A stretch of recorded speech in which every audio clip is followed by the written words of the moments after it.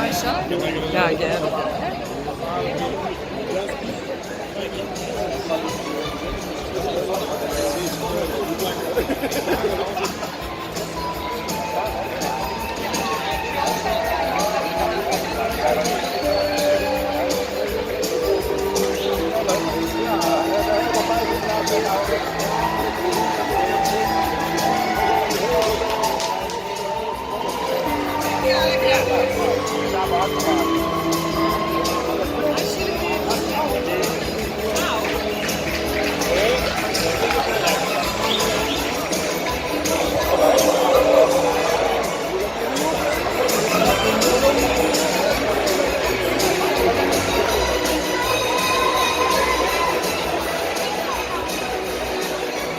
Gaat allemaal goed.